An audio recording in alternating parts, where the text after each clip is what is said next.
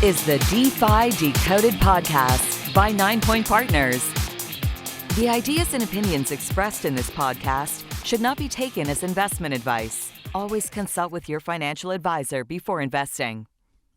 Hello and welcome back to another episode of DeFi Decoded. I'm Alex Tapscott here with co-host Andrew Young.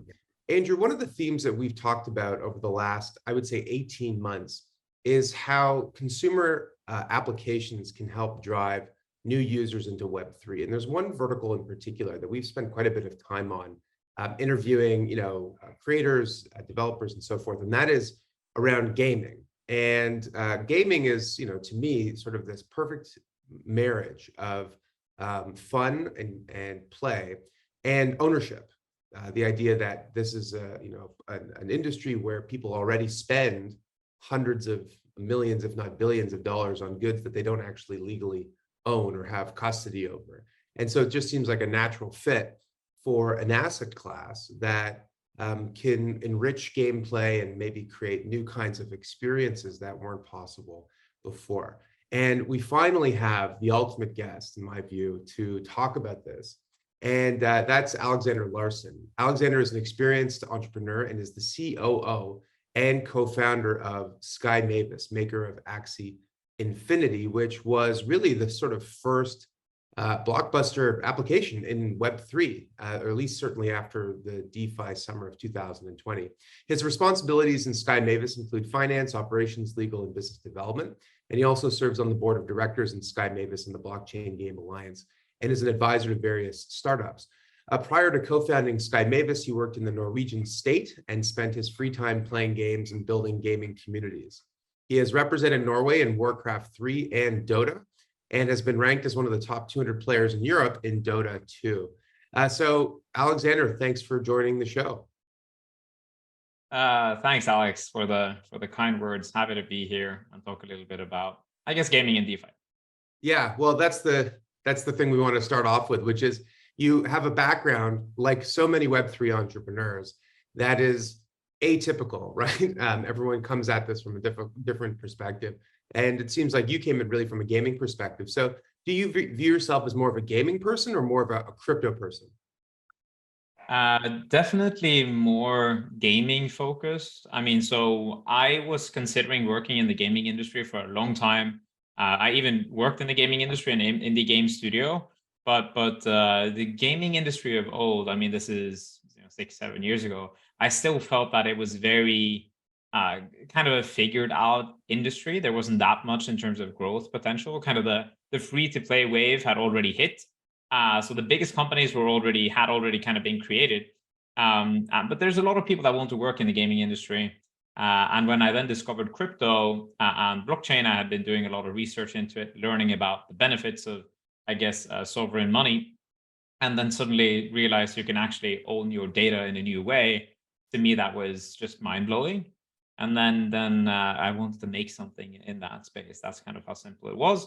And then we started out, there was no one really believing in anything. It was such an early industry. I think CryptoKitties had just gone onto the market.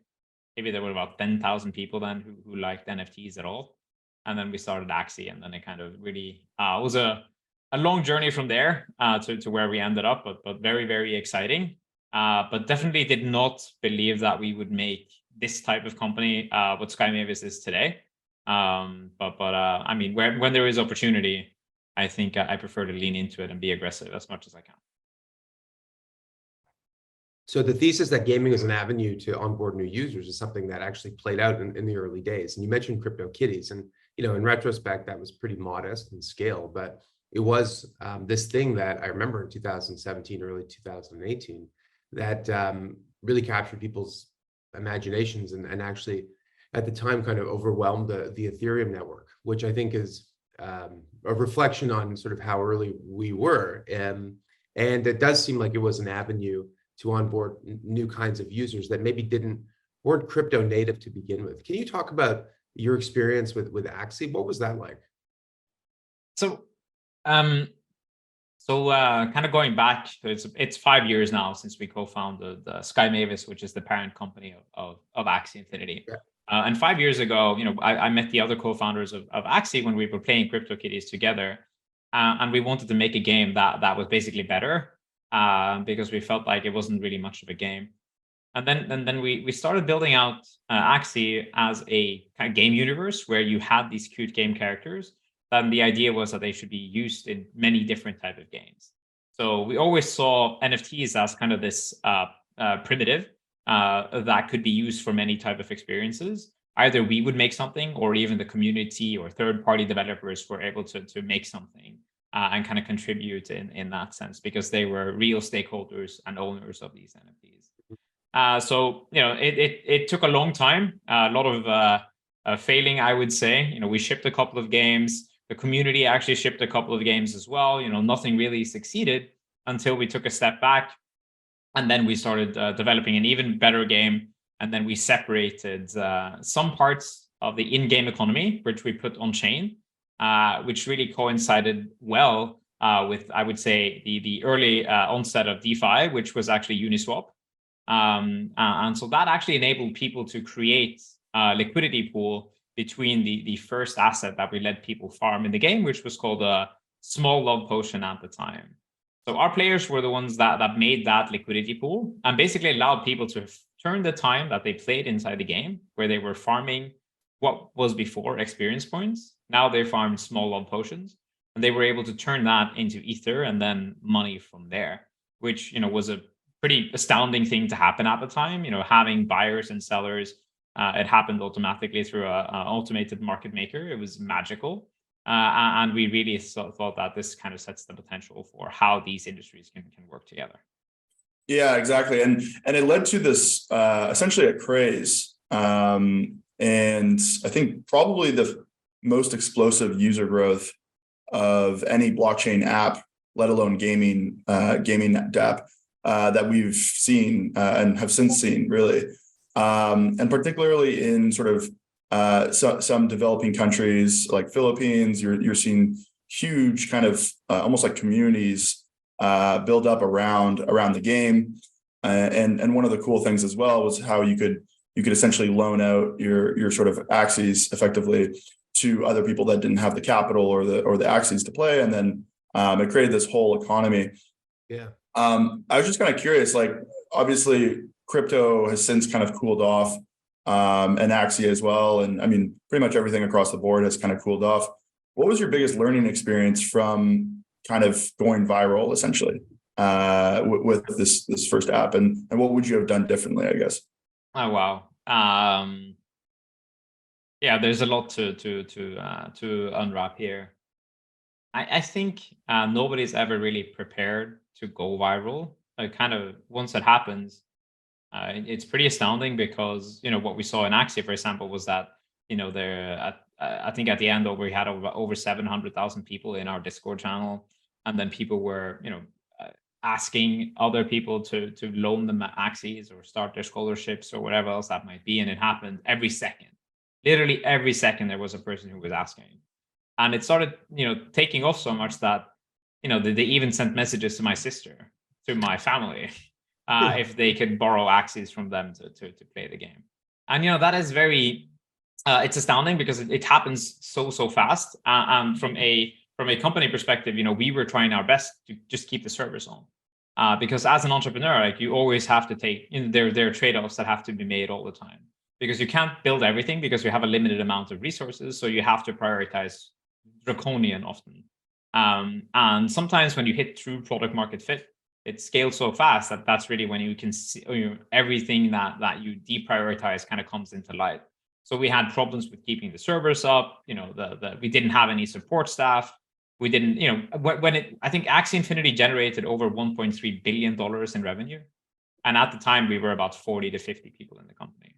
So, it was outstanding in that sense. And, the marketplaces, NFT marketplaces has generated over $4 billion in traded NFTs between players, which is still the highest NFT collection of all time. So, these numbers are massive in scale, and that also means that you need more people. So we were trying to hire more people. And I think, like, looking back, it's hard to really pinpoint what we should have done differently, except one thing, which is focus more on security and be be maybe more diligent there. But at the same time, you take some trade-offs sometimes, and it's really hard to understand the I guess the outcome unless you play it out for several years afterwards. So I think overall it was a massive learning experience, and that's actually what we tell the game studios that we're working with right now is, the experience that we've gone through building this stuff, seeing it happen, like understanding what scale really looks like, how many transactions do you need, how many people are actually coming into the ecosystem, like that is very unique. And I think we might be the only people in the world who truly experience it, maybe except exchanges that have, maybe Binance potentially has had more users live at the same time, and Coinbase too. But overall, I feel very proud of how we handled it. But of course, there could have been many things that we could have done differently better, without a doubt. And yeah, I think one of the coolest things to me about Axie was it was kind of one of the first large scale implementations of an app chain with Ronin. And we've been talking a lot on this show about how sort of the first wave of smart contract chains, effectively Ethereum, is about security. Second wave has been about scalability. And the third wave is going to be about vertically integrated app chains. And so I always thought it was really interesting that sort of Axie, had its own blockchain with Ronin.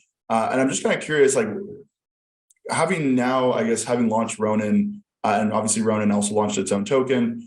And then obviously the challenges with the sort of the bridge hack. I'm curious, what are your thoughts on application chains, sort of now that you've already launched it and it's been, I guess 18, 24 months since it's been live. Do you still believe in the future of app chains, or do you see sort of a balance where sort of more generic L1s will capture certain use cases and app chains will capture others? I'm just kind of curious what your thoughts are on that. Sure. Yeah, there's a lot to touch on here too. I think kind of going back to the bridge hack, just want to clarify that for any listeners who are wondering, all of the users were repaid within a very short period of time by Sky Mavis ourselves. So we were the ones who refunded it. And this is kind of where we are right now is we just launched delegated proof of stake. So we now have, even further decentralized the network, Google Cloud, among others, are part of the validating groups in terms of being a governor of the network. So we're very happy about kind of getting to that point where, now it's actually sufficiently decentralized, I would say, to actually have to be considered as a real blockchain and a real layer one versus any sort of app chain, I would say. And I think the difference here is, just how hard it is to spin up all of this stuff, right? In terms of having a really solid validator set, making sure that the economy works fully, making sure that probably that there is enough liquidity. These are some of the major challenges. So what I would say in the long term, I actually see technology or blockchain technology being very commoditized. I think that blockchains are just a natural expansion to the internet. Normal people won't really care at all. They're going to scale. They're going to, work cross-functionally with each other. But that's I guess we'll see where exactly. I'm not sure if it's going to be a winner take all market still. There might be specific app chains or such a gaming blockchains, such as what we have now, what Rolling Chain is, where the way I almost compare it to is like in gaming terms, it's like having a PlayStation system at home, right? Because you are very connected only almost to Ronin when you are on the Ronin network, and in that sense, you're communicating with the Ronin community. And blockchains are networks. It's actually the social fabric that is the value here in often cases, rather than the tech moat itself. And I think you can see that for example, even for Bitcoin, right? I mean, the technology is ancient, but at this point, like the real value is that people use the Bitcoin network. And the same goes for Ethereum. The same goes for Polygon, and the same also even goes for Ronin right now. We have our core community, and it's really the hardest part is building up that and having that, I guess, commitment to the network and to believing in the long-term sustainability of it. How does it look like? How is it going to scale? I think these things will be figured out in time. Of course, we have plans in terms of enabling, I guess we'll see if it's going to be ZK syncs or different types of optimistic rollups, but we're not sure yet, but it remains to be seen if it really does scale. And I think that's really what we are waiting for to see before we implement it. You mentioned in one of your first answers about how the existence of DeFi and specifically of like AMMs like Uniswap was really essential to the to the early growth of Axie Infinity. And I'm reminded of the fact that marketplaces have been part of gaming for a very long time. People have been trying to buy and sell virtual goods in centralized, non-blockchain based games for a long time. But the only difference is that those marketplaces are not sanctioned by the game developers. And typically the studios are trying to shut them down, right? Because they don't like this idea of there being sort of peer-to-peer economic activity that they're not fully capturing. And it's one of the things I find so appealing about Web3 games is the idea that that commerce is native to the gameplay, right? And I think that for a lot of early games like CryptoKitties, it was very much about collecting virtual NFTs that were rare and fun, and it was sort of a community effect. But that over time, like the idea of self-sovereign assets in games has a kind of unlimited potential. And I'm just wondering, like, what are some of the exciting things that you're thinking about right now that you can do with this technology that maybe wasn't really possible in a non-blockchain gaming world? Sure. I think that the immediate benefit for game developers, as you're saying, is the marketplaces that are inherently there. It kind of removes the need for even having, I think, centralized marketplaces where there's a lot of regulatory concerns. Even like I think you saw that even with Diablo 3, what they tried to do. They actually had a real money auction house at one point. But it was I think a regulatory nightmare for Activision Blizzard, or Blizzard, what they were just calling at the time. Yeah. So what it actually enables is the removal of gray markets in a sense. Yeah. The gray markets in gaming have always been there. In World of Warcraft as well, people have been selling gold actively. And what this does is actually enables the game developers to tap into these markets and take a part of that revenue. And it also enables players, I think, to be a part of a bigger economy. Because when these economies are more open, they also become, I think, a lot bigger. So when you look at, for example, what we're doing right now when it comes to the Axie game itself, we are basically spending a lot of time on the NFTs, adding value to them over time, making sure that they are expanding in terms of the utility that they have, so that some of that is on chain versus a lot of that has previously only been off chain. And you can see this being very popular, I think, also in the Ethereum space. What they're calling it dynamic NFTs, where basically things that you do off-chain or in other certain areas of the world, they might influence the NFTs themselves in terms of the metadata that is there. So it's an expanding kind of evolution of your digital self based on everything everything that you do in other spaces as well, which is then being reflected inside that NFT. And I think that's incredibly powerful, because a part of what that means is that you are now starting to get to the point where you have real identity that's being delivered on chain. So we mentioned initially that my background is as a competitive gamer. And it's cool that you're saying it, because you're giving me the social credibility that I actually did these things. But in reality, when people want to check it out and find out if I'm actually speaking the truth, they have to Google my name, Google my nickname, and maybe they can find some random Russian webpage where, it says Norway versus Sweden and then this nickname. They don't know if I actually called myself that later, just to copy the guy who had my nickname in the past so that I could take his identity. But if I had some kind of NFT that was issued because I did these things from the game publisher themselves, that would be tied to my identity, then it would not be about money. It would be about feeling and emotion, and actually this is what I did.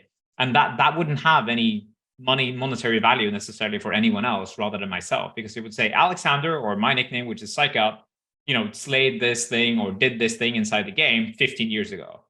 Now, It might not sound interesting for you two, but for me, I lived my entire life inside games. It has a massive meaning for me. And I think also for many, many other people like me who live their lives in digital spaces, such as games, and, the finding the real. I think that's been a problem online for ages. And that's just basically something that blockchain solves perfectly. Yeah, it is interesting too. As someone who used to play sort of World of Warcraft and was very avid, sort of, I think actually both me and one of my co-founders, I think we both spent more time in the auction at World of Warcraft than even playing the game.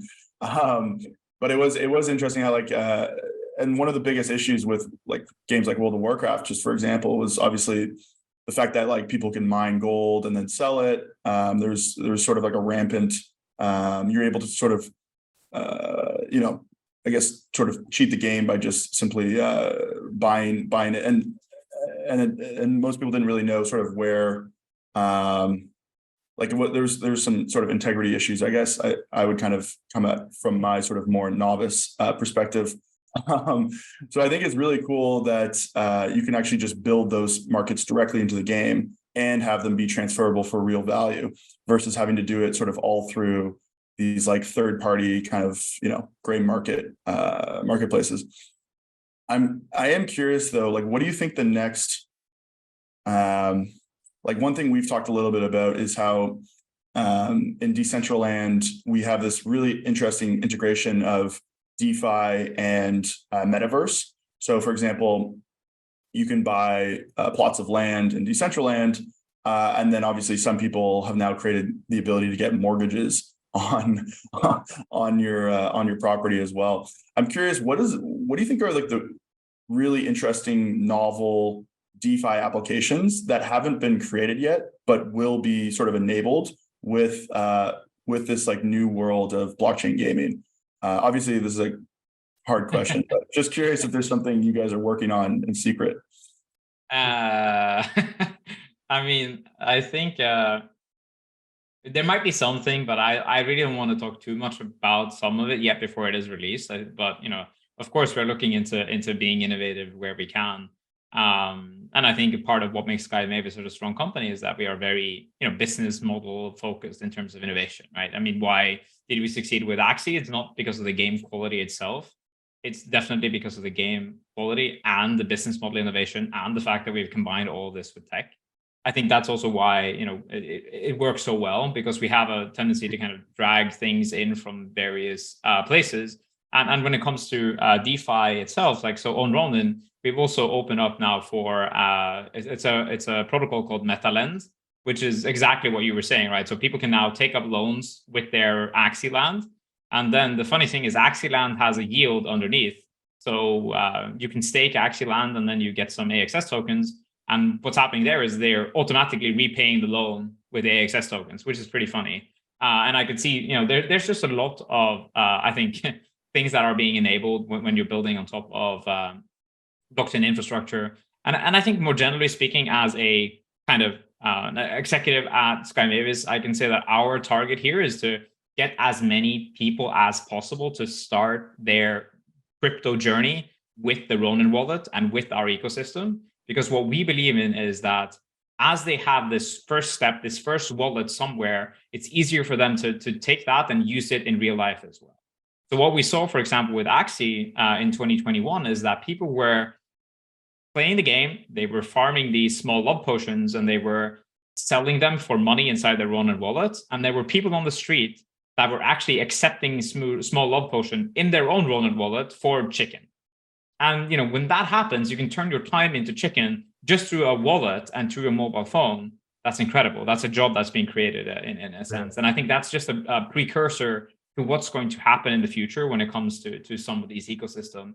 But what you actually need to do is create more, like, I think, value inside these digital spaces. You can call them metaverses, digital worlds, whatever else that might be. But they're the underlying, I guess, GDP or the kind of the nation value or the value of that game needs to be high enough so that it can actually sustain these people that want to create jobs inside of these spaces. And we're not quite there yet. You can see in Fortnite, for example, or Roblox that these are more advanced digital worlds where people are now able to create games and build content and from there monetize because people are spending a lot of money in there. I think that's actually going to happen in the digital and Web3 as well. But we're still a little bit early when it comes to product quality. Yeah, I think for me, I'm excited to for the great collateralized debt obligation boom of Axie Infinity land mortgages. Yeah, we're telling them that they have to be very, very careful with the amount of loans that people are able to take out, because like what happens if the entire ecosystem crashes? Like it's a death spiral sometimes, but of course that's not going to happen because they have good frameworks, I would say. But these are real risks that we have to consider, because everything inside gaming spaces are going to also be more akin to real life money markets, and that also introduces real life risk, and that's something that is, I think, new for many game developers. Yeah, interesting. I'd like to turn a little bit towards the gaming industry as a whole. So Web3 gaming is the new frontier for this industry, like what we're describing. And oftentimes when there's a new paradigm, leaders of the old react with hostility, or they ignore it, or they double down on what they're already doing in a process that's known in business thought as active inertia. And I'm curious, given the potential of this new way of engaging with games and creating marketplaces and virtual worlds with real economies, what are you seeing from big gaming studios in this area? What's the response been? Are they hostile? Are they very, very open and excited about it? Is it a bit of a mix?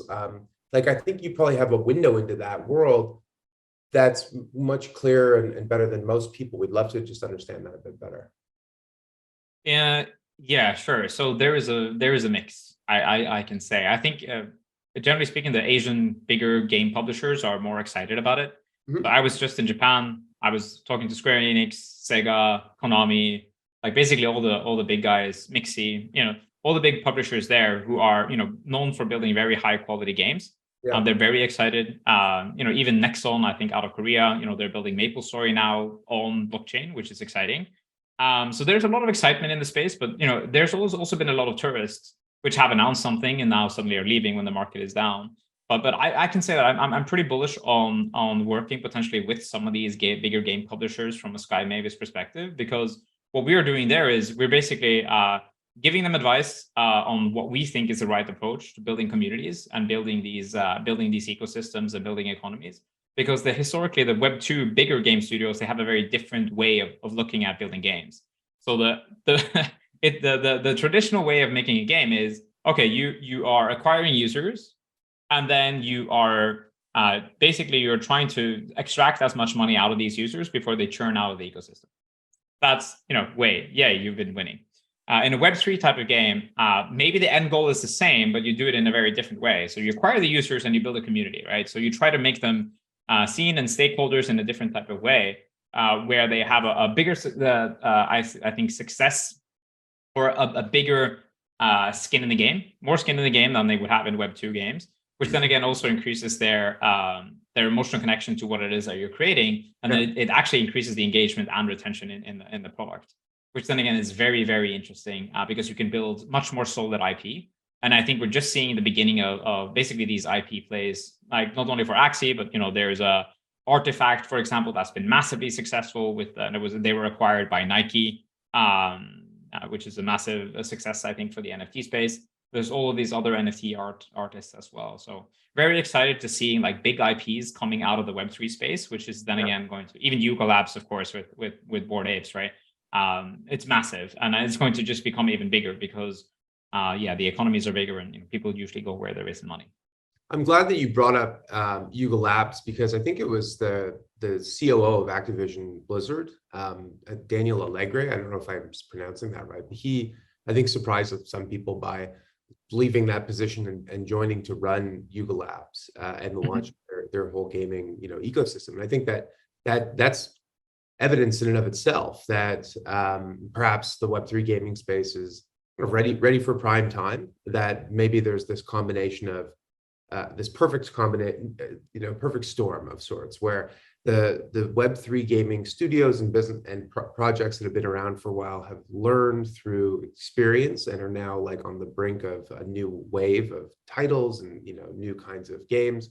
You've got the existing studios, at least in some parts of the world, that see the tools, that the Web3 toolkit as being kind of value added for maybe the next generation of games they want to release. And now you're seeing talent kind of blurring the lines between these different areas. And like all of that is to say that, in the same way that like free to play gaming as a business model started off really, really small, but ultimately became, I think it's a 55% now of the entire gaming revenue for the entire industry. It's possible too that, and is sort of gaming, that Web3 gaming does something similar, where today it's this small rump part of the industry that is got a few, 100,000 or a couple million people who are really enthusiastic about it. But over time, it will come to consume or integrate deeper into gaming as a whole. Do you see that as an inevitability, or is this something that may not occur? Like, what's your thinking on how Web3 gaming kind of integrates with the rest of the gaming industry? I mean, nothing in this life is inevitable, right? I think, Yeah. except death, I suppose. But, not to sound morbid, but I think we have beliefs that we have strongly held. Yeah. And one of my strongly held beliefs is that if players are given the choice of playing two type of games, which are a feature parity, basically the quality of those games are equal. Yeah. But in one game, they will be able to get more value back for the time and money they're spending. They will choose that game 10 out of 10 times. And I think for us to get there, that we're going to get to that point, and that means that Web3 has succeeded. And at the end of the day, games built using blockchain is just going to be another tool in the toolbox for these game developers. Yeah. And I think that's really where we're headed right now, and why we can see big players starting to take notice and kind of coming into it. But of course, it takes time to build quality products. That's just the way of life. And I think the problem with blockchain and Web3 is oftentimes that you are forced to build in public, oftentimes, and that kind of can lead you down a path which is not so great oftentimes, because you're seeking to please short-term investors or buyer or whatever else that might be.